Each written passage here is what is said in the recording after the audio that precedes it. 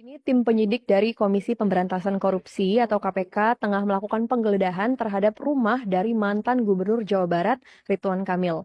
Hal ini telah dibenarkan oleh Wakil Ketua KPK yaitu Fitroh Rohcahyanto.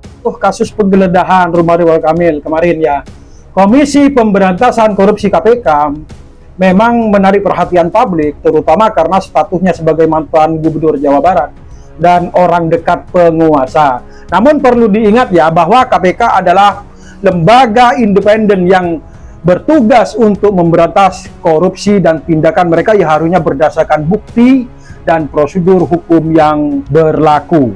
Dalam kasus ini, KPK telah menerbitkan surat perintah penyidikan sprindik terkait dugaan korupsi di Bank BJB Ridwan Kamil ini.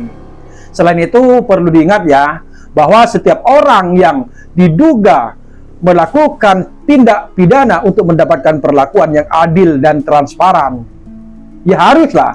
Oleh karena itu, KPK harus memastikan bahwa proses penyidikan dan pengadilan berjalan dengan cara profesional dan tidak memihak. Di sisi lain, KPK membiarkan kasus-kasus yang ada sebelumnya tidak digubris dan tidak diusut. Dua contoh kawan ya, Firly Bahuri dan Gus Yakut. Beliau itu sekarang berada di luar, Gus Yakut berada di luar negeri.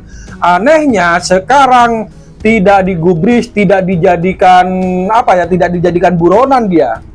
Dan Firly Bahuri, dia masih berada di luar, nggak ada di dalam tahanan, padahal kasusnya sudah ada loh.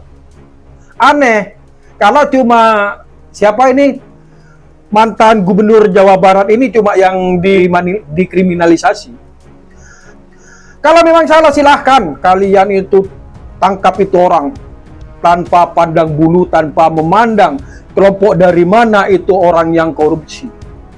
Silahkan, malahan kami rakyat sebagai warga acungkan jempol kepada KPK kalau memang KPK itu memang transparan dan tidak memilih siapa tersangkanya. Dan kasus Pak Jokowi juga ya. Kasus Pak Jokowi ini sudah banyak yang melaporkan sebenarnya, tapi sampai sekarang belum diusut. Padahal laporan sudah masuk, beberapa laporan telah masuk, sampai sekarang nggak diusut. Lalu ada apa? Dalam konteks yang lebih luas, kasus ini juga menunjukkan bahwa korupsi masih menjadi masalah serius di Indonesia.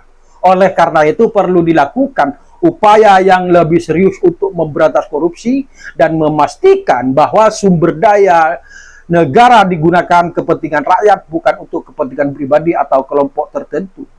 Dalam hal ini, peran KPK sebagai lembaga independen yang seharusnya yang berkuasa untuk memberantas korupsi sangat penting.